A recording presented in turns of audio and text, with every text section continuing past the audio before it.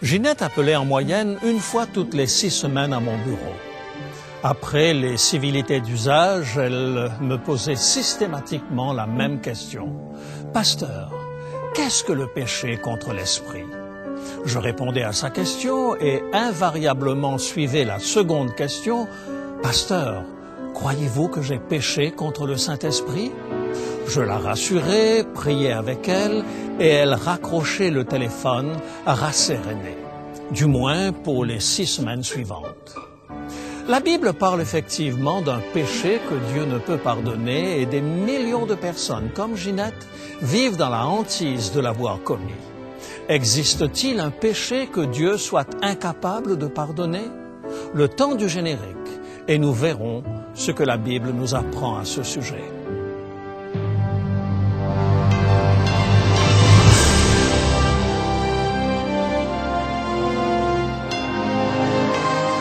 Elle a résisté à l'épreuve du temps. La Bible, le livre de la révélation, est toujours d'actualité dans le monde complexe d'aujourd'hui. Voici, il est écrit. C'est un message de foi et d'espérance que vous présente maintenant José Élysée.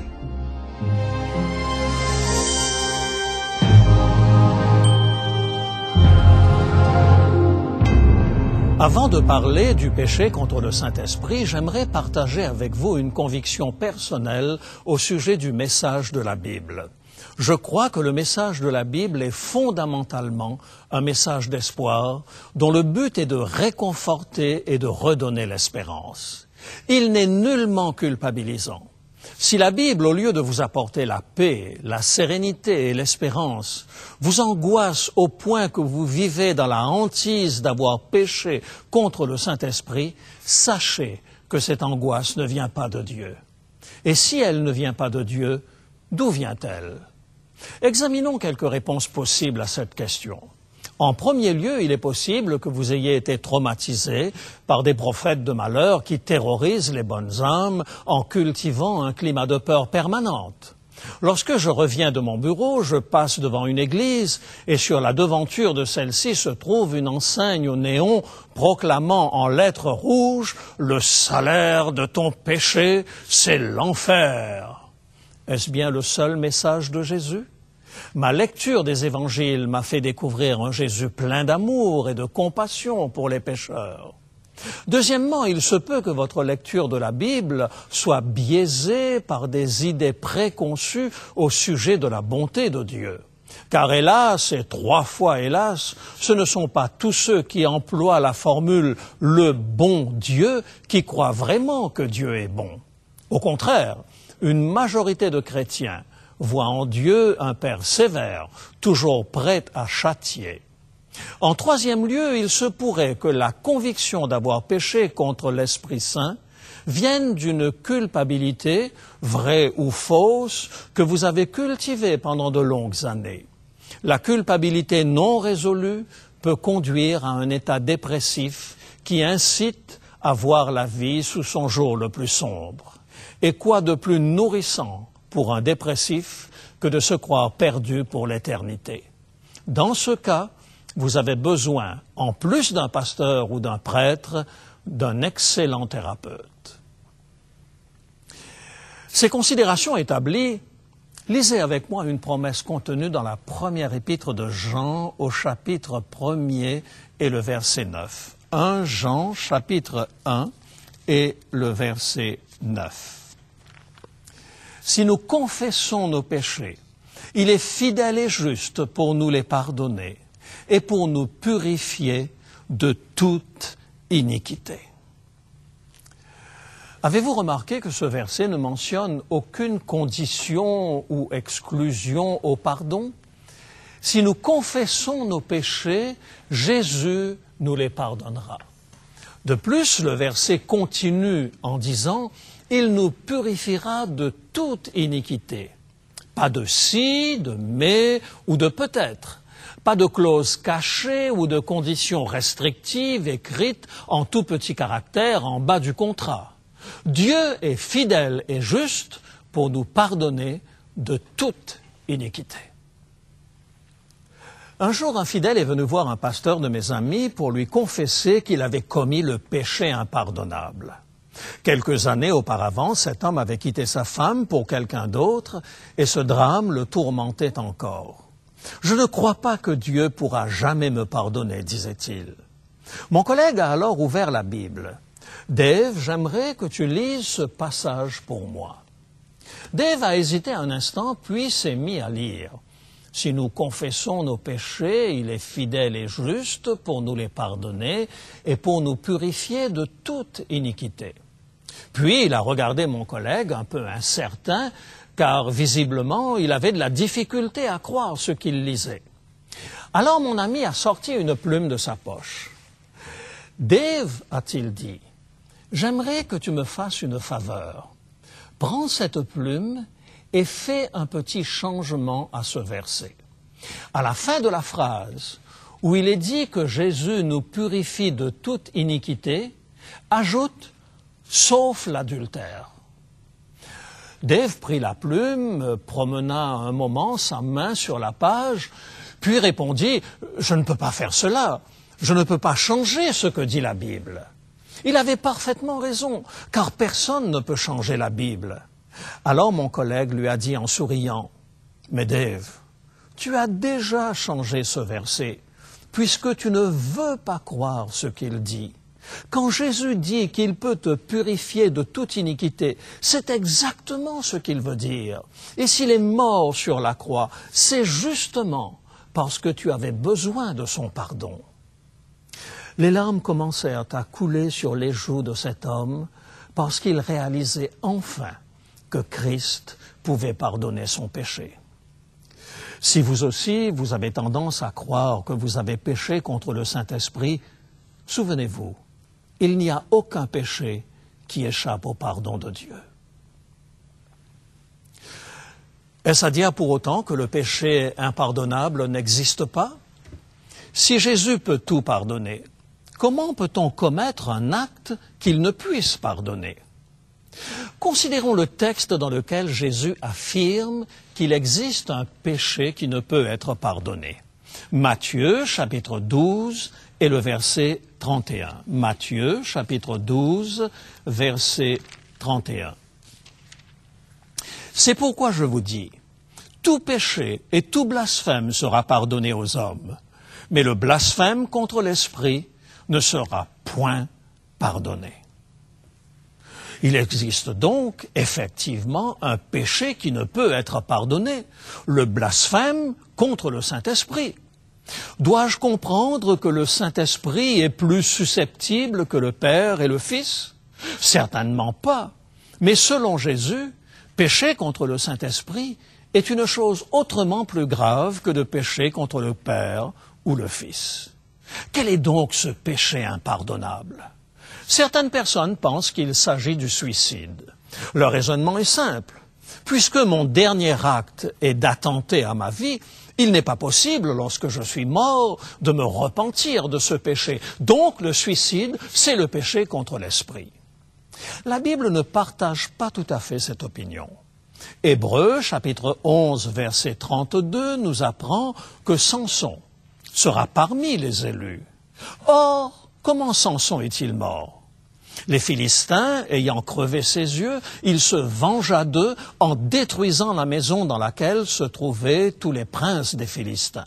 Juges, chapitre 16 et le verset 30. Juges, chapitre 16 et le verset 30. Samson dit que je meurs avec les Philistins. Il se pencha fortement et la maison tomba sur les princes et sur tout le peuple qui y était. Ceux qu'il fit périr à sa mort furent plus nombreux que ceux qu'il avait tués pendant sa vie. Voilà probablement la première bombe humaine. D'autres affirment que le péché impardonnable, c'est le meurtre. Une fois que vous avez tué quelqu'un, vous ne pouvez le ramener à la vie. Difficile d'accepter cette explication non plus, car Moïse et David ont tous les deux tué, et la Bible affirme qu'ils seront parmi les sauvés. Au lieu de passer en revue chaque péché, je vous propose une autre démarche. Définissons le rôle de l'Esprit selon la Bible. Jésus, parlant de l'Esprit Saint, l'appelle le Consolateur. Ainsi, le rôle de l'Esprit serait non seulement de perpétuer la présence de Jésus parmi les disciples, mais de consoler leur cœur. Voici ce qu'il déclare dans l'Évangile de Jean, au chapitre 16, versets 6 et 7. Évangile de Jean, chapitre 16, versets 6 et 7. Je vous dis la vérité, il vous est avantageux que je m'en aille, car si je ne m'en vais pas, le Consolateur ne viendra pas vers vous. Mais si je m'en vais, je vous l'enverrai. Jésus savait combien il est difficile de demeurer droit et pur dans un monde de péché. Alors, avant de retourner au ciel, il fait la promesse à ses disciples qu'ils ne seraient pas orphelins. Il continuerait d'être avec eux par le Saint-Esprit. L'immense avantage du Saint-Esprit par rapport à Jésus réside dans le fait que l'Esprit n'est limité ni par l'espace, ni par le temps, comme Jésus l'était lorsqu'il était sur notre terre. Jésus utilise une autre comparaison pour expliquer ce qu'est le Saint-Esprit. Évangile de Jean, chapitre 3, versets 5 à 8. Jean, chapitre 3, à partir du verset 5. Jésus répondit, « En vérité, je te le dis, si un homme ne naît d'eau et d'esprit, il ne peut entrer dans le royaume de Dieu.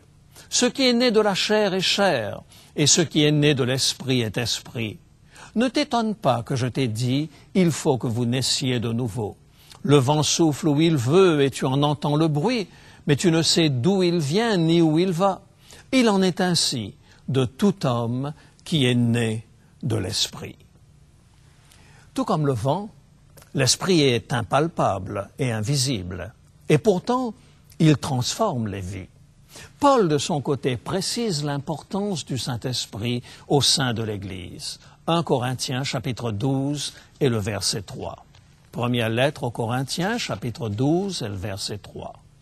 C'est pourquoi je vous déclare que nul, s'il parle par l'Esprit de Dieu, ne dit « Jésus est anathème », et que nul ne peut dire « Jésus est le Seigneur », si ce n'est par le Saint-Esprit. Lorsque nous prêchons la bonne nouvelle de Jésus-Christ, le Saint-Esprit change le cœur. Quiconque accepte Jésus comme son Sauveur est la preuve manifeste que le Saint-Esprit est à l'œuvre. Ne tombons pas dans le piège qui consiste à penser que le Saint-Esprit ne se manifeste que par des miracles et des actes surnaturels.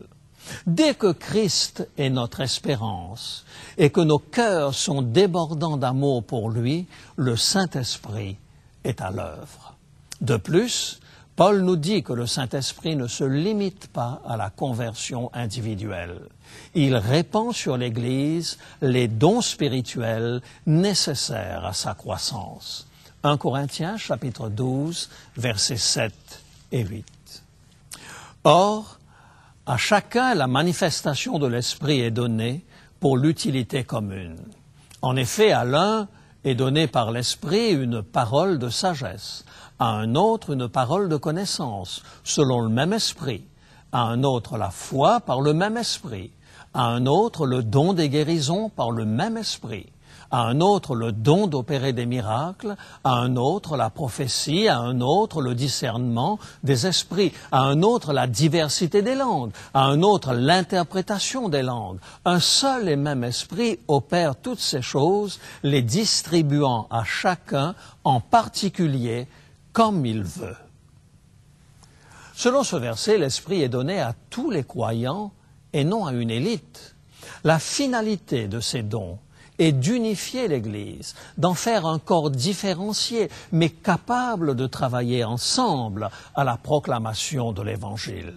Selon Jean chapitre 16, l'Esprit a également pour rôle d'être la conscience du monde. Jean chapitre 16, versets 8 à 11. Jean chapitre 16, versets 8 à 11. Et quand il sera venu, il convaincra le monde en ce qui concerne le péché, la justice et le jugement. En ce qui concerne le péché, parce qu'il ne croit pas en moi. La justice, parce que je vais au Père et que vous ne me verrez plus. Le jugement, parce que le prince de ce monde est jugé. Le Saint-Esprit est la conscience du monde. S'il existe une fausse culpabilité qui nous ronge et nous détruit, il existe aussi une bonne culpabilité, la voix de notre conscience, lorsque nous agissons mal.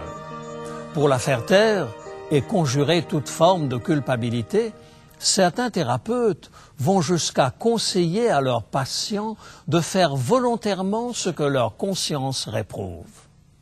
C'est un terrain extrêmement glissant, sur lequel on ne devrait s'aventurer qu'en toute connaissance de cause et en mesurant toutes les implications à court et à long terme. Vouloir supprimer le sentiment de culpabilité en faisant volontairement ce que nous reproche notre conscience risque de nous amener